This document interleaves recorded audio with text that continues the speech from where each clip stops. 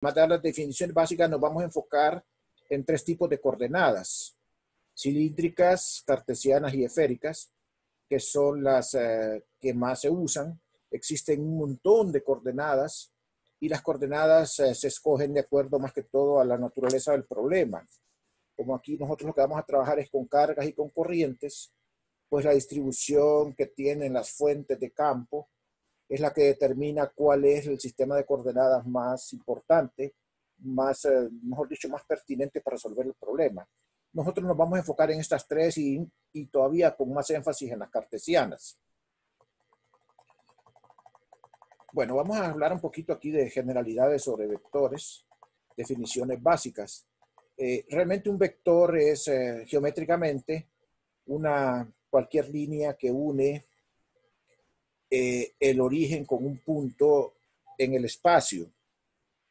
En este caso el espacio R3, que es el que nos caracteriza, el que más usamos, ¿verdad? O sea, mejor dicho, en tres dimensiones, que es el que corresponde a la situación que nosotros vamos a visualizar aquí.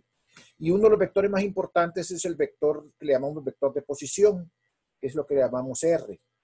Ese vector de posición tiene como componentes las tres coordenadas de posición, X, Y y Z. Resulta que los campos, tanto los campos eléctricos como los campos magnéticos, dependen muchas veces del vector de posición. En general dependen del vector de posición. Por eso se le llama campos, porque son una función del vector de posición en el espacio. Entonces ahí les muestro en esta figura lo que es el vector de posición, saliendo del origen al punto. Estrictamente, R es un vector de posición, pero lo que vamos a hablar de R aquí se aplica para cualquier vector, para cualquier campo vectorial, en particular campos eléctricos y campos magnéticos. O sea, las operaciones y todo eso son aplicables a esos vectores. Entonces, una forma de expresar un vector que se llama representación analítica es en términos de las componentes. Por ejemplo, el vector de posición se expresa en términos de sus componentes cartesianas Rx, Ry y Rz. Los vectores unitarios X, Y y Z son los vectores que van a lo largo de los ejes respectivos. Como pueden ver ustedes, ahí está representado entonces un vector en términos de sus componentes. Esa es la forma analítica de representar un vector. Está la forma tradicional que ustedes ya conocieron en Física 100, que era representarlo con una flechita y con un ángulo respecto a una dirección de referencia. Esta es la representación analítica por componentes, que va a ser una de las que nos va a ser de mucha utilidad cuando nosotros estudiemos campos eléctricos y campos magnéticos. Prácticamente esto representa lo mismo. Los vectores unitarios X, Y, Z, X unitario, Y unitario y Z unitario, que tal vez ustedes los han recordado en otros textos como I, J y K. Esos vectores unitarios representan lo que se llama base, la base cartesiana. Porque se llama la base porque nos sirve precisamente para representar cualquier vector en el espacio de tres dimensiones cartesiano. Entonces, cada sistema de coordenadas tiene su propia base, como vamos a ver después. La esférica, la cilíndrica, tiene su propia base. La base cartesiana son estos tres vectorcitos, X unitario, Y unitario y Z unitario, que apuntan a lo largo de los respectivos ejes.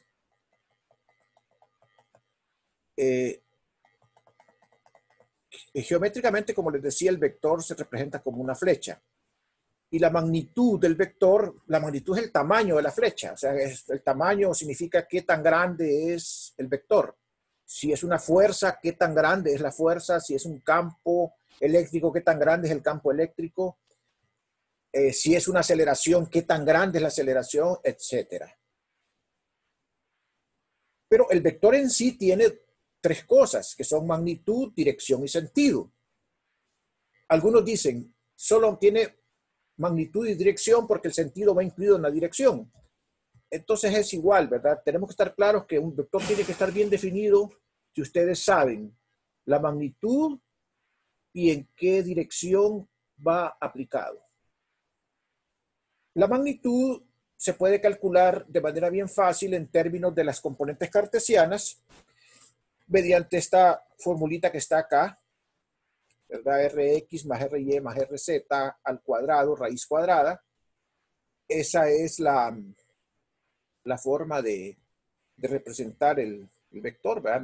Mediante esta formulita que está acá, que no es más que un resultado del teorema de Pitágoras, ¿verdad? En 3 dimensiones. Entonces,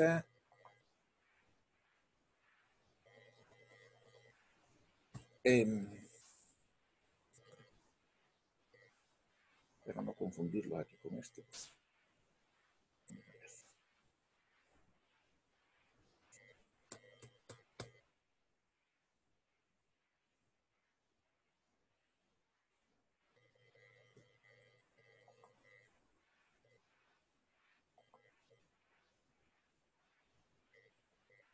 Lorenzo, ¿me puede asistir acá como quito el lapicito y vuelvo otra vez al control de la computadora? Lorenzo. Hola. Lorenzo. Es que como lo puso el lápiz, dele control Z. A ver si se le quita eso. No se quitó. No. Ok. Y quiero avanzar con las diapositivas, entonces no me hace caso la computadora. Bueno, si gusta, dele otra vez salir de compartir y vuelva a compartir para ver si se le quita eso. Debe haber alguna forma más sistemática, ¿verdad? Sí, sí la hay, pero no recuerdo. Sí, bueno. Entonces vamos a salir de compartir y vamos a compartir otra vez.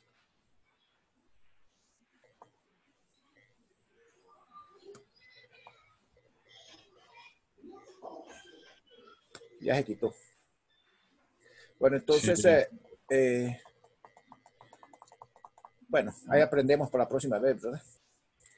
Ok, entonces ahí está representada la magnitud del vector. Miren que es esa línea, ¿verdad? Que va a dar el origen al punto. Y ustedes pueden ver que es una representación del teorema de Pitágoras porque sería la diagonal de un paralelepípedo que de esquina a esquina. Sería la distancia que hay de, por ejemplo, de una caja de zapatos desde una esquina a la esquina diagonalmente opuesta. Eso sería la magnitud del vector de posición. Por eso es que va expresado como la raíz cuadrada de las 3 componentes al cuadrado. Recalco nuevamente que si no fuera posición, si fuera un vector cualquiera A, igual su magnitud sería la suma o sea, la raíz cuadrada de la suma de las 3 componentes elevadas al cuadrado. Ok. Hay un vector importante que es el vector unitario. Al igual que los vectores de la base, que son unitarios, yo puedo construir un vector unitario a partir de cualquier vector. Simplemente un vector unitario es un vector que va en una dirección de un vector original, pero de magnitud 1. Entonces, ¿cómo construyo un vector unitario en cualquier dirección? Para construir un vector unitario en cualquier dirección, entonces ustedes lo que hacen es que toman el vector y lo dividen entre su magnitud. Entonces, eso es el vector unitario. Es decir, si fuera el vector, por ejemplo, R sería el vector este que está aquí dividido entre su magnitud y ustedes pueden chequear haciendo la operación que eso da exactamente 1, ¿verdad? El vector unitario. El vector unitario tiene que tener módulo 1 y tiene la dirección del, del vector en cuestión. En este caso, la dirección del vector en cuestión es la dirección del mismo vector R que está aquí, esto que está pintado aquí en rojito, esa es la dirección del vector. Bien.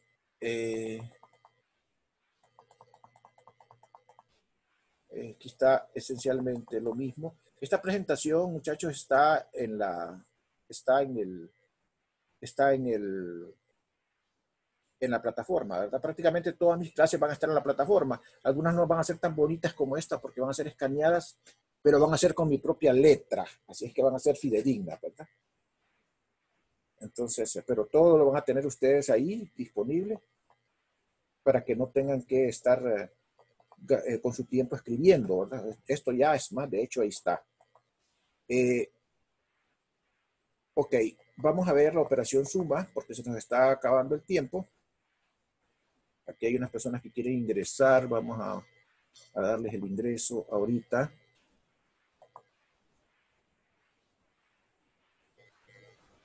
Están uniéndose. Bien, bienvenidos.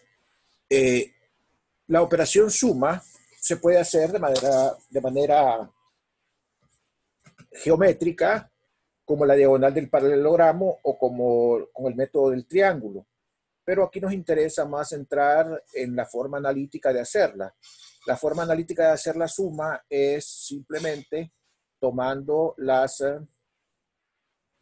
componentes de cada uno de los dos vectores, sumándolas y escribiendo los correspondientes vectores unitarios. Aquí, por ejemplo, sería las dos componentes X de los dos vectores, las dos componentes Y de los dos vectores y las dos componentes Z de los dos vectores. Y no debe olvidarse poner los vectores unitarios, porque esos vectores unitarios son los que nos dicen la característica vectorial que tiene precisamente la cantidad. Entonces la suma es muy fácil. La otra operación es el producto de un escalar por un vector. Es decir, si yo tengo un vector A, por ejemplo, caracterizado por las tres componentes, y lo multiplico por un escalar alfa, lo que hace el escalar alfa es que entra a multiplicar a cada una de las componentes. Es como una relación de proporcionalidad. Si ustedes tienen una flecha que es un vector y lo multiplican por alfa, sus tres componentes van a crecer en la misma proporción. O sea, es proporcional. Por eso es que se llama escalar, porque lo que hace es cambiar la escala, cambiar el tamaño nada más, la magnitud, ¿verdad? Entonces, por ejemplo, aquí se puede visualizar que ustedes tienen un vector acá como el R, que tiene magnitud de R acá, y ustedes lo multiplican por alfa, la magnitud se ve multiplicada alfa veces. En este caso, está representando una situación en la cual alfa es mayor que 1. Pueden ver aquí entonces que la componente Z se ve multiplicada por alfa, la componente Y multiplicada por alfa y la componente X multiplicada por alfa. O sea, lo que genera son figuras proporcionales, porque las tres dimensiones se incrementan en la misma cantidad. Una cuestión importante es que si ustedes multiplican por un número menor que 1, lo que ocurriría es que el vector se haría más pequeño. Por ejemplo, si fuera un medio de R, entonces el vector reduciría a la mitad. Y podían preguntarse, bueno, ¿qué pasa si multiplico por un número negativo? ¿Me pueden contestar ahí en el chat algunos qué creen que ocurriría si multiplicara por un número negativo?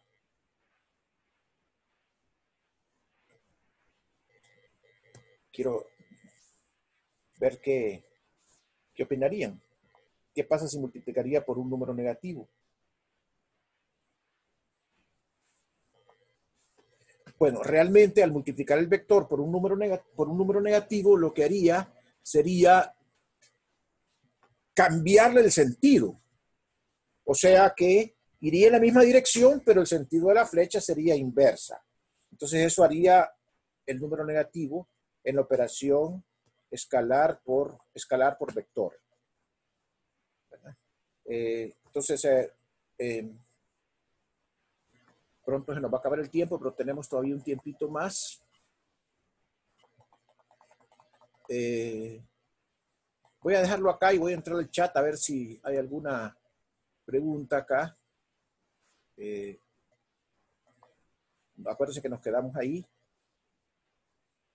Aparentemente, pues no tengo aquí preguntas en el chat, no tengo mensajes. Si hay alguien que quiere intervenir, puede levantar la mano y le doy la palabra.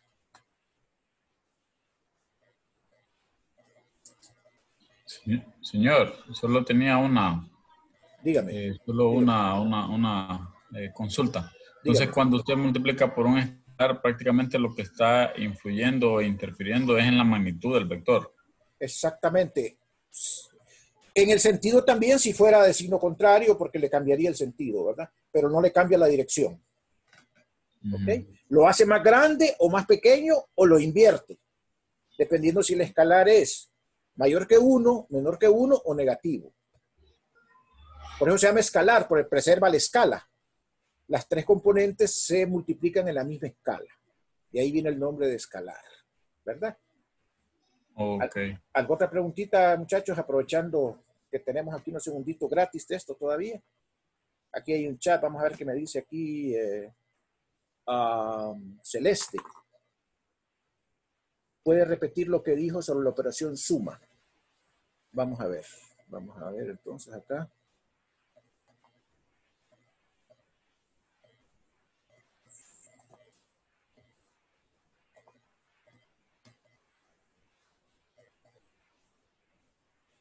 Aquí está la operación suma, Celeste.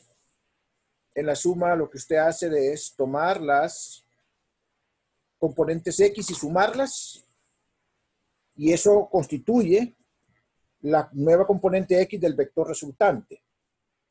Igualmente, tomar las componentes Y y sumarlas, y eso constituye la componente Y del nuevo vector resultante. Y sumar las componentes Z de los vectores constituyentes, y eso constituye las componentes Z del vector resultante. No sé si está satisfecha su pregunta, Celeste. Puede contestarme aquí si quiere.